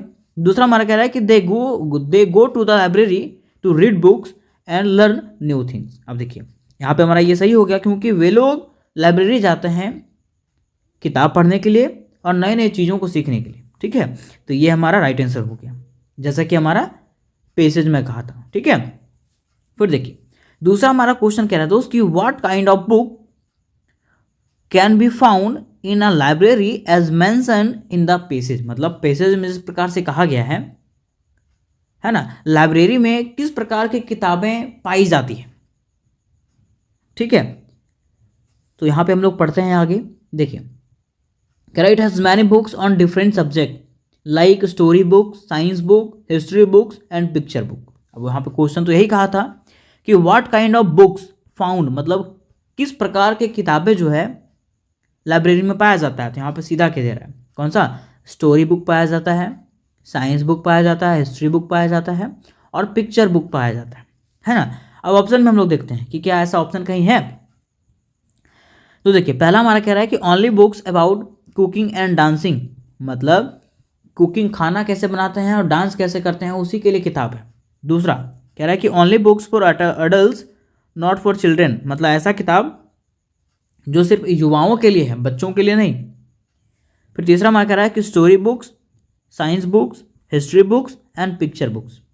हाँ, तो ये हमारा क्या हो जाएगा, राइट हो जाएगा, क्योंकि ये मैंने यहाँ भी देखा था सेम चीज़। ठीक है, ये दूसरा क्वेश्चन आपका आराम से बन गया। फिर मेरे दोस्त मैं आपको तीसरा क्वेश्चन दिखाता हूँ। देखिए तीसरा क्वेश्चन आपका कह रहा है कि who helps people find the books they need in a library. मतलब हमारा क्वेश्चन कह रहा है कि लाइब्रेरी में कौन है जो हम लोग को किताब ढूंढने में मदद करता है। ठीक है, ये हम लोग को पढ़ के समझ में आ जाएगा। या तो कह रहा है कि फाइंड द बुक्स, ठीक है, ये हम लोग पढ़ते हैं आगे। देखिए कह रहा है कि student visit the library to complete their homework और read new things. A librarian takes care of the book and help people to find the books they need. अब देखिए यहाँ पे हम लोगों ने देखा था कि help people find the book. ठीक है, और ये चीज़ यहाँ पे दिख रहा है, कह रहा है अ लाइब्रेरियन, है ना। तो हम लोग देखेंगे कि क्या ऐसा ऑप्शन जो है यहाँ पे कहीं दिख रहा है। तो देखिए हमारा पहला ऑप्शन कह रहा है कि the shopkeeper who sells fruits, मतलब वो दुकानदार जो फल बेचता है, क्या वे हम लोग को किताब खोजने में मदद करेगा? नहीं, ये गलत हो गया। दूसरा कह रहा है कि द लाइब्रेरियन, हाँ यहाँ पे भी हमारा मिला था द लाइब्रेरियन और यहाँ भी मिल रहा है। ठीक है, तो ये हमारा क्या हो जाएगा, राइट आंसर हो जाएगा, क्योंकि the librarian who takes care of the book, librarian ही होता है जो किताब का केयर करता है, मतलब देखभाल करता है। ठीक है, और उन लोगों को ढूंढने में मदद करता है ना। तो ये जो इसका राइट आंसर हो जाएगा। ठीक है, फिर 4 देखिए, 4 हमारा कह रहा है कि why are libraries important for people. मतलब यहाँ पे देखिए पॉइंट आप नोट करिएगा, important for people, library important for people, ये चीज़ जो है यहाँ भी दिखेगा आपको, पेसेज में भी कहीं दिखेगा, है ना। यहाँ तक हम लोगों ने पढ़ लिया था। अब देखिए कह रहा है libraries are important because they give knowledge to everyone. Question तो वही कहा था कि लाइब्रेरी जो है लोगों के लिए क्यों महत्वपूर्ण है। तो यहाँ पे कह रहा है कि they give knowledge to the everyone, ये जो है ना प्रत्येक लोगों को क्या करता है, शिक्षा देता है। तो हम लोग ढूंढेंगे कि क्या ऐसा ऑप्शन कहीं है। तो पहला हमारा कह रहा है कि because they give free toys to children, क्योंकि ये जो है बच्चों को फ्री में खिलौना दे देता है। नहीं, ये तो गलत हो गया। दूसरा कह रहा है कि because they give knowledge to everyone and help people learn, मतलब ये जो है लोगों को सीखने में मदद करता है ना, शिक्षा पाने में मदद करता है। ठीक है, और सीखने में मदद करता है। हाँ, तो ये हमारा क्या हो जाएगा, राइट आंसर हो जाएगा। फिर देखिए लास्ट हमारा कह रहा है कि how does a good library help children, मतलब अकॉर्डिंग टू द पेसेज, मतलब पेसेज के अनुसार से एक अच्छा लाइब्रेरी जो होता है बच्चों को कैसे मदद करता है। तो यहाँ पे कह रहा है कि a good library help children, है ना, ये हमारा पॉइंट है। ये पॉइंट इसमें भी आपको दिखेगा। देखिए कह रहा है कि people who can't buy books can read them for free in the library. कह रहा है कि आप good library encourages children to read more and improve their language and thinking skill। देखिए क्या कह रहा है कि एक अच्छा लाइब्रेरी जो होता है ना बच्चों को इनकरेज करता है है ना। और ज़्यादा से ज़्यादा पढ़ने के लिए और अपनी भाषा और सोच को सुधारने का क्या करता है, मौका देता है या तो चांस देता है। ठीक, अब ये चीज़ हम लोग देखेंगे क्या उसके ऑप्शन में है। तो पहला तो नहीं है, क्योंकि कह रहा है कि it help children fight with other, क्योंकि ये जो है बच्चों को मदद करता है कि आप दूसरे से लड़िए, ये गलत हो गया। दूसरा कह रहा है कि it help children read less and watch more TV, ये जो है मदद करता है कि बच्चा लोग को पढ़िए कम और टीवी ज़्यादा देखिए, नहीं ये भी गलत हो गया। फिर देखिए तीसरा हमारा कह रहा है कि it encourage children to read more and improve their language and thinking. हाँ, ये सेम चीज़ हमारा यहाँ मिला था। ठीक है, तो ये जो है इसका राइट आंसर हो जाएगा। तो बिल्कुल सेम प्रकार से दोस्त आपको सारे पेसेज बनाने हैं, चाहे कोई भी पेसेज आ जाए, कोई भी, आपको यही ट्रिक अपनाना है और आप सारे पेसेज को बना सकते हो। ठीक है, और आपको घबराने की ज़रूरत नहीं है। मैं अपने व्हाट्सएप ग्रुप में आपको इसी प्रकार के पेसेज का मतलब पेसेज भेजूंगा। ठीक है, आप मुझे बना करके व्हाट्सएप में भेज दीजिएगा इसका आंसर को। ठीक है, अगर आप ऐसे क्वेश्चन चाहते होंगे तो मुझे कमेंट करके ज़रूर बताइए कि हाँ सर ऐसे क्वेश्चन ग्रुप में भेज दीजिए, हम लोग उसको बना के भेजेंगे। ठीक है, मैं तुरंत 8 बजे से पहले मैं ऐसे पेसेज को आपके ग्रुप में भेज दूंगा और इसके आंसर को आप कमेंट में ही पिन कर दीजिएगा या तो फिर मुझे पर्सनली भेज दीजिएगा। ठीक है, आज की वीडियो में हम लोग जानेंगे पैराग्राफ राइटिंग से रिलेटेड महा ट्रिक, जो आपको बस एक चीज बदलना है ना। चाहे वो कोई भी पैराग्राफ क्यों आ जाए, चाहे वो सेव अर्थ आ जाए, सेव ट्रीज आ जाए, वंडर ऑफ साइंस आ जाए, वुमेन एम्पावरमेंट आ जाए, क्लाइमेट चेंज आ जाए, अदर कोई भी मीन्स इन पैराग्राफ में से कोई भी पैराग्राफ आ जाए, आप बना सकते हो। ठीक है, तो कैसे बना सकते हो, आखिर इसका फॉर्मेट क्या रहेगा, है ना, उन चीजों के बारे में आज हम लोग चर्चा करेंगे। उसके साथ साथ मैं आज के वीडियो में आपको VBI पैराग्राफ भी बताऊंगा। ठीक है, और कैसे लिखना है वो चीज भी मैं आपको बताऊंगा। ठीक, लेकिन उसके पहले मैं ये बता देना चाहता हूं कि AC2 इंग्लिश की तैयारी मैंने करवाई है, जिसका लिंक डिस्क्रिप्शन बॉक्स में दिया गया दोस्तों, वहां से जाकर के आप लोग AC का पूरी तैयारी कर सकते हो। ठीक है, उसके साथ साथ आप मेरे व्हाट्सएप ग्रुप और टेलीग्राम ग्रुप में भी ज्वाइन हो सकते हो, जिसका लिंक डिस्क्रिप्शन बॉक्स में दिया हुआ है। अब देखिए यहाँ पे होता क्या है कि जब हम लोग पैराग्राफ लिखते हैं ना, तो ये 8 मार्क्स का होता है। कितना? 8 मार्क्स का होता है। और क्वेश्चन में ही कहता है कि आपको 100 वर्ड्स से ज्यादा नहीं लिखना है, you have to write within 100 words. ठीक है, मीन्स 100 वर्ड में लिखना है। ठीक है, तो जब 100 ही वर्ड में लिखना है तो ज्यादा बड़ा ही क्यों करना है, इसको ज्यादा बड़ा करना नहीं है, मात्र 3 चीज देखना है इसमें। कितना? मात्र 3 चीज पे इसको चर्चा करना है। ठीक है, और 3 चीज में खत्म कर देना है इसको। ठीक है, 3 चीज क्या क्या? Title, first of title. ठीक है, आप किस चीज पे लिख रहे हो, जैसे मान लीजिए मैं सेव अर्थ पे लिख रहा हूं, है ना, तो यहां पे मैंने लिख दिया सेव अर्थ। ठीक, ये मेरा टाइटल हो गया। ठीक है, अब दूसरा हमारा आता है टाइटल के बाद इंट्रोडक्शन। क्या था? इंट्रोडक्शन, जिसको हम लोग भूमिका कहते हैं या तो परिचय कहते हैं, है ना। अब मान लीजिए सेव अर्थ आप बता रहे हैं, तो सेव अर्थ का मतलब क्या होता है, सेव अर्थ करना का अर्थ क्या होता है, जो भी आपको समझ में आता है इसका बेसिक आइडिया सेव अर्थ का, उसको इसमें आपको छाप देना है। ठीक है, लिख देना है। आपको घबराना नहीं है, क्योंकि ये मात्र 100 वर्ड्स का होने वाला है। कितना? मात्र 100 ही वर्ड्स का होने वाला है। ठीक है, उससे ज्यादा आपको लिखना भी नहीं है ये, क्योंकि उससे ज्यादा लिखोगे तो मार्क्स उतना ही मिलेगा। ऐसा थोड़ी है कि ये 8 मार्क्स का है तो आपको 16 मार्क्स दे देगा ज्यादा लिखोगे तो, नहीं। ठीक है, ये 8 मार्क्स का है तो 8 ही मार्क्स आपको मिलने वाले हैं। ठीक है, ये हो गया। अब देखिए, मान लीजिए कोई भी आपको पैराग्राफ मिलता है, आप उसके बारे में थोड़ा सा भी नहीं जानोगे क्या। अब मान लीजिए अर्थ के ऊपर दे दिया, पृथ्वी के ऊपर दे दिया, तो आप लोग नहीं जानते हैं कि पृथ्वी एकमात्र ऐसा ग्रह है जहां पे जीवन संभव है। आप थोड़ा बहुत ट्रांसलेशन भी पढ़े होंगे बचपन में, बहुत ज़्यादा। ठीक है, जितना छोटा से छोटा ट्रांसलेशन आप कर सकते हो, उसको तोड़ ताड़ के आराम से आपको लिख देना है यहाँ पे बेसिक आइडिया में। ठीक है, अब देखिए दूसरा में जो है ना, आपको लिखना है बॉडी। क्या लिखना है? बॉडी। बॉडी मतलब क्या? Parts of body? नहीं। ठीक है, बॉडी का मतलब होता है इसमें क्या क्या फैक्ट्स है, क्या क्या आइडियाज है। जैसे मान लीजिए इसका इंपॉर्टेंस अगर लोग जाने, ठीक है, इसकी अगर हम लोग एडवांटेज जाने, है ना, तो ये सब चीजें कि क्या क्या फैक्ट है इसकी। जैसे अगर अर्थ की बात करते हैं तो हम अर्थ क्यों बचाएं, अर्थ हम क्यों बचाएं, ठीक है, उसका क्या कारण है, वो चीज यहाँ पे लिखना है। ये क्यों आवश्यक है, वो चीज लिखना है यहाँ पे, समझे। तो ये चीज को हम लोग को बॉडी के अंतर्गत में लिखना है, मात्र 3 चीज, ठीक है।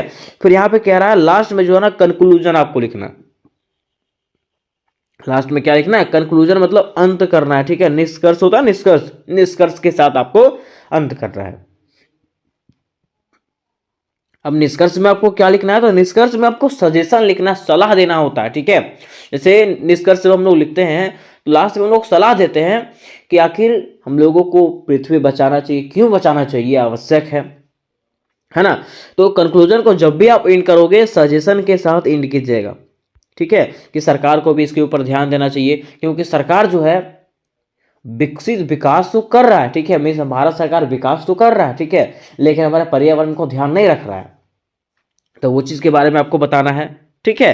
तो ये मात्र ये 3 चीज, टाइटल हो गया, उसके बाद इंट्रोडक्शन लिखिएगा, बॉडी फैक्ट्स आइडियाज हो गया, और कंक्लूजन, यही 3 चीज में जो है आपका पैराग्राफ सिमट जाएगा, चाहे कोई भी पैराग्राफ क्यों ना हो, है ना। इससे ज्यादा आपको लिखना है ही नहीं, ठीक है।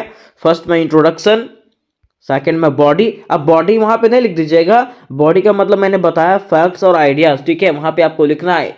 इंपॉर्टेंस हो सकता है, इंपॉर्टेंस लिख दीजिएगा, एडवांटेज हो जाएगा, एडवांटेज लिख दीजिएगा, ठीक है, जो आपको लिखना पड़ेगा। जैसे मान लीजिए मैंने लिखा सेव अर्थ, तो सेव अर्थ का क्या महत्व है, तो इंपॉर्टेंस लिख दिया मैंने, ठीक है। फिर कंक्लूजन करने के बाद देखिए वहां पे क्वेश्चन में लिखा हुआ रहता है कि मात्र 100 शब्दों में आपको उत्तर देना है, कितना, मात्र 100 शब्दों में उत्तर देना। मैं आपको दिखा देता हूं, एक बार रुक जाइए।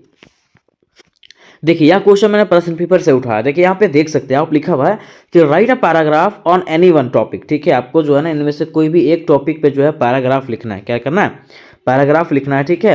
और यहाँ पे लिखा हुआ है कि इन 100 वर्ड्स, मात्र आपको 100 वर्ड्स में लिखना है, कितना, मात्र 100 वर्ड्स में लिखना है, ठीक है। तो 100 वर्ड तो आसानी है, कोई भी बना सकता है, ठीक है। आप अगर 2 ही पॉइंट लिखोगे ना फिर भी 100 वर्ड बन जाएगा, लेकिन आप कोशिश कीजिएगा कि ये 3 पॉइंट आपको आवश्यक बनाना है, पहला इंट्रोडक्शन, बॉडी और कंक्लूजन। अब चलिए मैं आपको एग्जाम्पल के थ्रू से दिखाता हूं कि कैसे बनाना है आपको।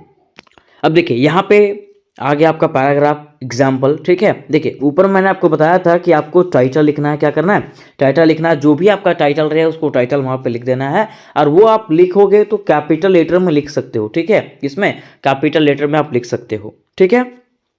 उसके बाद लिखने के बाद आप थोड़ा सा उसको अंडरलाइन कर दीजिएगा, आप 2 पेन आप अवश्य रखिएगा, ब्लू और ब्लैक, ठीक है। ब्लैक पेन से आपको हेडलाइन लिखना है, ब्लू पेन से आपको आंसर से लिखना है, ठीक है। जैसे मान लीजिए मैंने यहाँ पे इंट्रोडक्शन लिखा, ठीक है, तो ये आपको ब्लैक पेन से लिखना है। उसके बाद जो भी लिखोगे आप ब्लू पेन से लिखिएगा, और जहाँ पे आपको लगा कि जो चीज़ इंपॉर्टेंट है, जैसे मान लीजिए सोलर सिस्टम है ना, तो उसको आपको हेडलाइन कर देना है ब्लैक पेन से, ठीक है।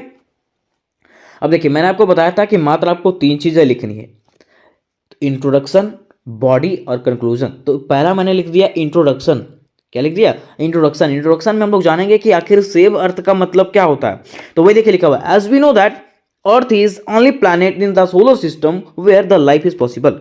जैसा कि हम लोग जानते हैं कि हमारा पृथ्वी एकमात्र ऐसा ग्रह है सौरमंडल का जहां पे जीवन संभव है। वही कहा कि it has suitable atmosphere, suitable temperature, gases and earth is very essential for live a life. Miss कह रहा है ना कि यहाँ पे अगर हम लोग बात करें, पृथ्वी की बात करें, तो यहाँ पे सुटेबल एटमॉस्फेयर है, एटमॉस्फेयर मतलब वातावरण होता है, सुटेबल टेम्परेचर, टेम्परेचर मतलब यहाँ का तापमान है ना, और हर प्रकार की गैसेस यहाँ पे उपलब्ध है। मिस कह सकते हैं कि earth is very essential for live a life, मिस पृथ्वी जो है जीवन जीने के लिए बहुत ही आवश्यक है।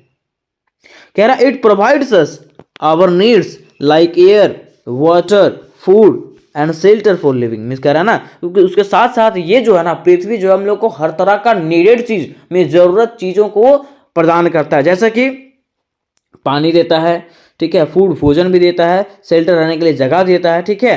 तो ये सब चीज जो है ना हमारे लिविंग के लिए जो है ना मीन्स रहने के लिए, जीवन जीने के लिए बहुत आवश्यक होता है, ठीक है। As well as saving the earth is critical to maintaining the ecological balance. कह रहा है ना कि उसके साथ साथ पृथ्वी को बचाना इसलिए आवश्यक है ताकि हमारा प्राकृतिक भी बच सके और इकोलॉजिकल सिस्टम जो है बैलेंस रहे, है ना। कह रहा है there are human beings, animals, plants, water, lands and mountain etcetera on the earth. ठीक है, अगर हम पृथ्वी की बात करें तो पृथ्वी पर बहुत सारी चीजें हैं, जैसा कि ह्यूमंस हो गया, एनिमल्स हो गए, प्लांट्स हो गए, वाटर्स हो गए, माउंटेन्स हो गए, बहुत सारी चीजें हैं। कह रहा our earth is the only planet for survival the living things. कह रहा है कि हमारा पृथ्वी एकमात्र ऐसा ग्रह है जहां पे जीवन असंभव है। So it become to more important and necessary to save the earth. इसलिए कहा गया है कि इसको बचाना जो है ना बहुत ही अति आवश्यक है, इसको पृथ्वी को बचाना अति आवश्यक है। ठीक है, तो इस प्रकार से आपको इंट्रोडक्शन में लिख देना, थोड़ा बहुत टूटा फूटा भाषा में जैसे आप लिख सको, आपको इंट्रोडक्शन क्या करना है, कंप्लीट कर देना है। ठीक है, उसके बाद आपको आ जाना है इंपॉर्टेंस में। कहाँ पे, इंपॉर्टेंस में आ जाना है। ठीक है, अब इंपॉर्टेंस में आपको लिखना है, जैसे बॉडी मैंने बताया था ना, बॉडी में मैंने क्या बताया था कि जैसा आपको लगे कि पृथ्वी को बचाना है, पृथ्वी का क्या महत्व है, ठीक है, तो वो चीज आपको लिख देना है ना। अब देखिए कहा गया कि it is said that among the 8 planet the earth is only planet where the life is possible. If our planet earth disappear then we can't survive. Means कह रहा ना कि ऐसा कहा गया है कि 8 ग्रहों के बीच में हमारा पृथ्वी एक ऐसा ग्रह है जहां पे जीवन असंभव है। यदि हमारा प्लैनेट, यदि हमारा ग्रह पृथ्वी गायब हो जाता है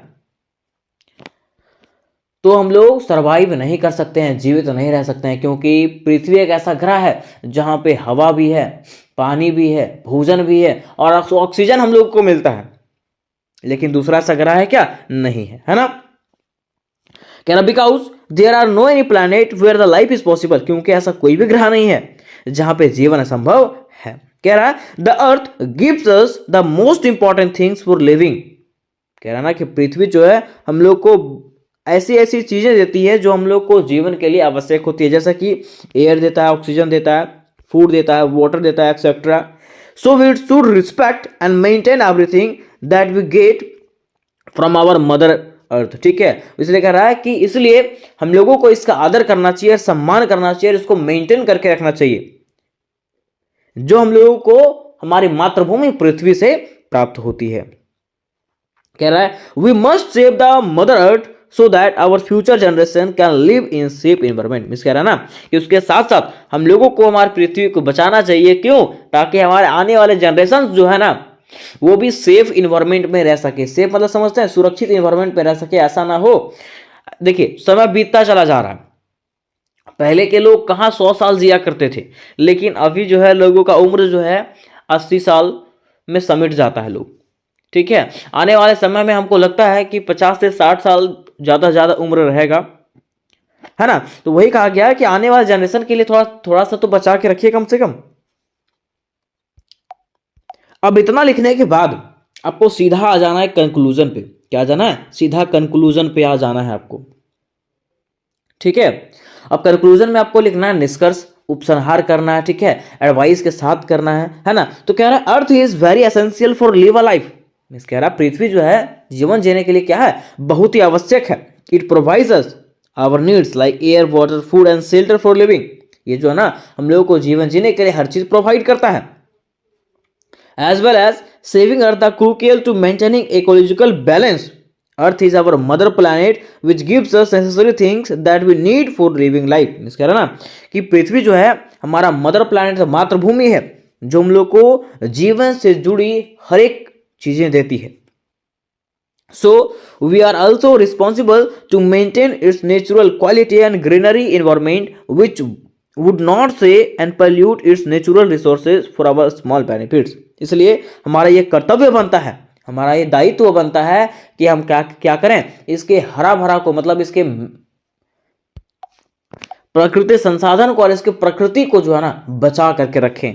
ऐसा ना है कि हम लोग इसको क्या कर दें, पोल्यूट कर दें, प्रदूषित कर दें। ऐसा करना है क्या, नहीं, इसको बचा करके रखना है ताकि हमारे आने वाले जनरेशन भी सेफ फ्यूचर में, सेफ इन्वायरमेंट में रह सके, है ना। लोग क्या करता है अपने छोटे से बेनिफिट्स के लिए, छोटे से फायदे के लिए पेड़ काट देता है। ठीक है, तो ऐसा करना चाहिए क्या? नहीं करना चाहिए। लोगों को छोटे छोटे बेनिफिट्स जो है ना, हम लोगों को मौत की राह पे ले जाया जा रहा है। तो उम्मीद कर दोस्तों कि ये प्रश्न आपको समझ में आ गया होगा, ये टॉपिक आपको समझ में आ गया होगा। दोस्तों आज के वीडियो में लोग जाने वाले हैं लेटर टू एडिटर के एक ऐसे ट्रिक जिसके माध्यम से आप सारे लेटर्स को बना सकते हो, चाहे वो कोई भी लेटर क्यों ना हो, है ना। जैसे आप लोग सुना होगा कि लेटर टू एडिटर आता है, मींस ऐसा पत्र आता है कि आपको एडिटर के पास पत्र लिखना हो। किसके पास? एडिटर के पास पत्र लिखना हो, ठीक है। तो मैं आज की वीडियो में एक ऐसा ट्रिक आपको बता दूंगा जो आपको बस देखना है और वही चीज को देख करके खाली छाप देना वहां पे, ठीक है। अगर ये चीज आपको याद हो गया ना, 2 लाइन अगर आपको ये याद हो गया ना, बाकी आपके सारे के सारे लेटर बन जाएंगे, चाहे वो कोई भी लेटर क्यों ना हो एडिटर का। जैसे देखिए एग्जांपल मैं आपको दिखाता हूं कि किस प्रकार के प्रश्न पूछे जाते हैं कि write a letter to the editor about transport problem of your city. Means आपको एडिटर के पास पत्र लिखना है। एडिटर मतलब होता है संपादक। एडिटर का मतलब क्या होता है? संपादक। संपादक के पास आपको पत्र लिखना और बताना है कि हमारे एरिया में जो है ना ट्रांसपोर्ट प्रॉब्लम बहुत ज्यादा है, ठीक है। फिर है कि write a letter to the editor of newspaper about irregular supply of electricity in your area. कि आपको जो है क्या करना है, न्यूज़पेपर के एडिटर के पास पत्र लिखना है, उनको बताना है कि हमारे एरिया में जो है ना इलेक्ट्रिसिटी मींस बिजली जो है वो नियमित नहीं है, ठीक। उसके बाद देखिए प्रश्न है कि write a letter to the editor of daily newspaper complaining regarding shortage of water supply in your area. Means यहाँ पे देखना है आपको, खाली देखना है कि यहाँ पे इलेक्ट्रिसिटी है, इलेक्ट्रिसिटी के बारे में लिखना है आपको। यहाँ पे वाटर सप्लाई है तो वाटर सप्लाई के बारे में लिख देना है, ठीक है। एक और देखिए लिखा हुआ you are Neena Naveen student of Max public school Mumbai, ठीक है। मान लीजिए अगर इस तरह से क्वेश्चन आपको दिया हुआ रहता है, नाम वगैरह सब कुछ वहां पे दिया हुआ रहता है ना। तो कह रहा write a letter to the editor about the need of raise awareness about the animals rights among the public. अगर इस प्रकार के क्वेश्चन रहेंगे तो आपको कैसे बनाना है लेटर, ठीक है। तो आपको बिल्कुल भी घबराने की जरूरत नहीं है, बिल्कुल भी घबराने की जरूरत नहीं, चाहे कोई भी लेटर क्यों ना आ जाए, चाहे कोई भी लेटर क्यों ना आ जाए, ठीक है। मैं आपको ट्रिक बताता हूं, वो ट्रिक का यूज करके आप सारे लेटर्स को बना सकते हो, ठीक है। जैसे कि देखिए यहां पे लिखा हुआ है यू आर नीना एंड नवीन, यहां पे नाम दिया हुआ है, क्या दिया हुआ है? नाम दिया हुआ है। तो जब हम लोग लेटर का यूज करेंगे, लेटर में जब यहां पे योर सिंसियरली के बाद जब नाम लिखेंगे ना, तो वहां पे वही नाम आपको यूज करना है जो नाम आप वहां पे लिखा हुआ है, ठीक है। तो देखिए अगर हम लोग लेटर लिखना है तो लेटर लिखेंगे कैसे? तो सबसे पहले आपको क्या करना है, एड्रेस डालना है। क्या करना है? एड्रेस डालना है, ठीक है। एड्रेस कहां का? तो जहां से आप लिख रहे हैं। जैसे मान लीजिए मैं लिख रहा हूं जयनगर रोड से, ठीक है, तो मैंने लिख दिया जयनगर रोड कोडरमा, ठीक है। फिर डेट डाल दिया कि कब लिख रहा हूं, है ना। लेकिन देखिए मान लीजिए अगर क्वेश्चन में आपको दिया हुआ रहेगा, वहां पे एड्रेस दिया हुआ रहेगा, जैसे आप लिखा मैक्स पब्लिक स्कूल मुंबई, तो आपको यहां पर लिख देना मैक्स पब्लिक स्कूल मुंबई, ठीक है। डेट यहां पे आपको फिल कर देना है ना। उसके बाद देखिए जैसे जैसे आ रहा ना, बिल्कुल उसी तरह से आपको ध्यान देना और वैसे ही आपको छाप देना है और कुछ वहां पे चेंज ही नहीं करना है।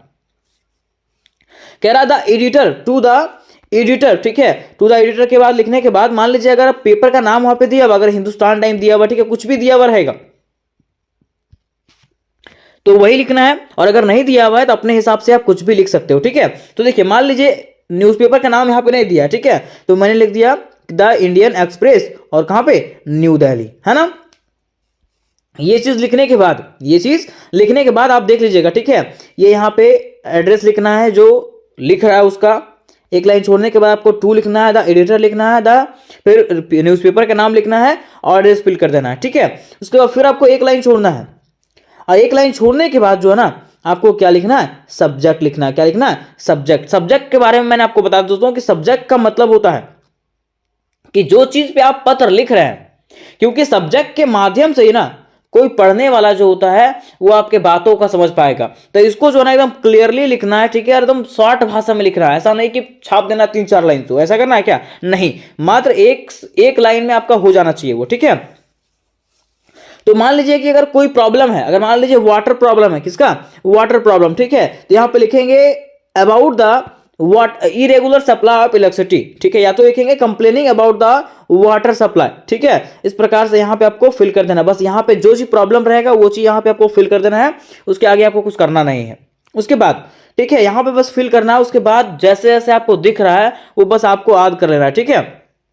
अब देखिए चाहे कोई भी लेटर क्यों ना आ जाए, चाहे कोई भी लेटर क्यों ना आ जाए, आपको यहां से लेकर के यहां तक जो है ना याद कर लेना है, सारा लेटर में छाप देना आपको, वहां तक, यहां से यहां तक सारा लेटर में छाप देना है, ठीक है। अब क्या कह रहा है यहां पे, देखिए यहां पे सर है, यहाँ पे सर आपको लिखना है, महाशय लिखना है, ठीक है। अब देखिए यहाँ पे गैपिंग छूटा हुआ है, तो ये गैपिंग वहां पे भी आपको छोड़ना है, ऐसा नहीं कि गैपिंग नहीं छोड़ेंगे, इसको गैपिंग यहाँ पे छोड़ना पड़ेगा आपको वहां पे, ठीक है।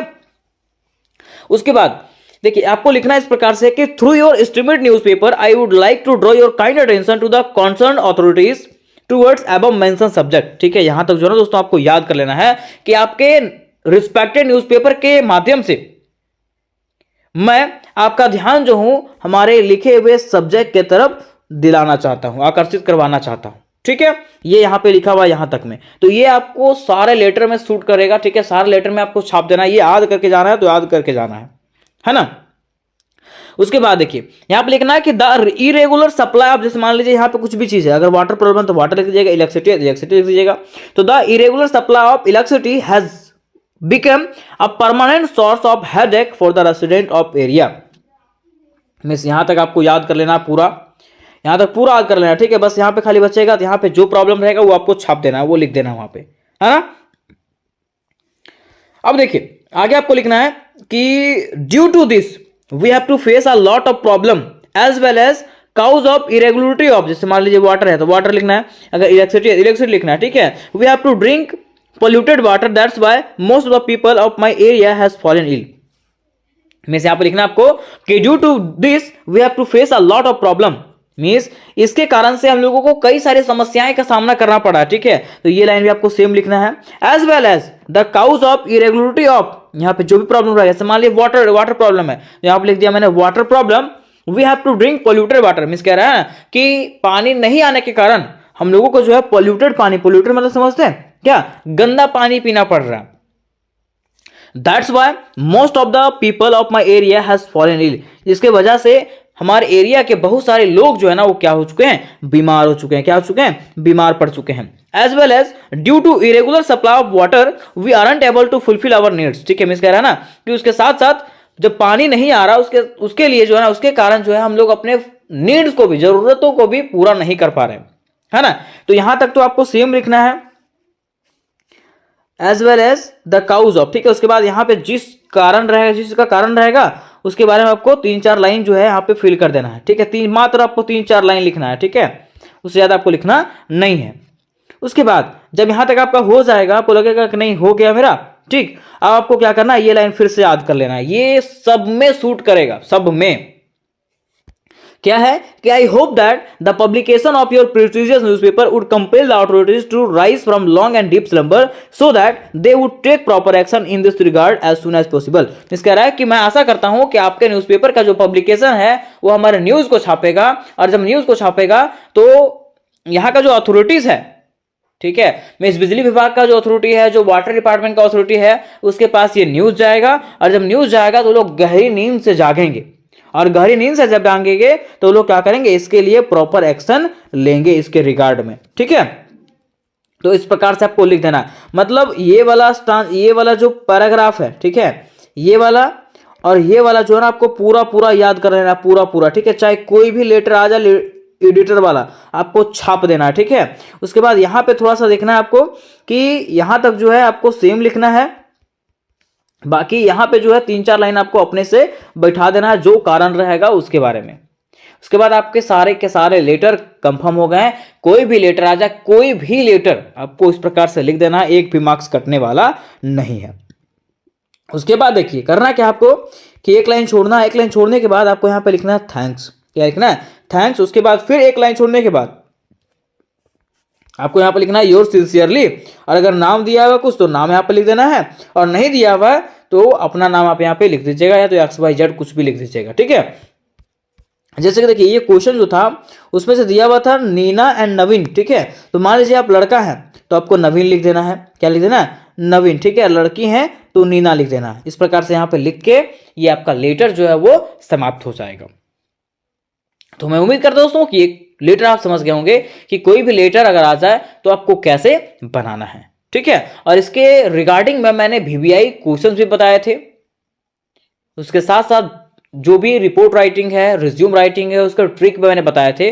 अगर आप लोग उसको नहीं देखे होंगे तो डिस्क्रिप्शन बॉक्स में उसका लिंक दिया गया है, वहां से जाकर के आप लोग सारे चीज देख सकते हो और ASC इंग्लिश की तैयारी कर सकते हो। तो इससे रिगार्डिंग अगर कोई क्वेश्चन होंगे दोस्तों तो मुझे कमेंट में पूछ सकते हैं। मिलता है नेक्स्ट वीडियो में, तब तक के लिए जय हिंद जय भारत।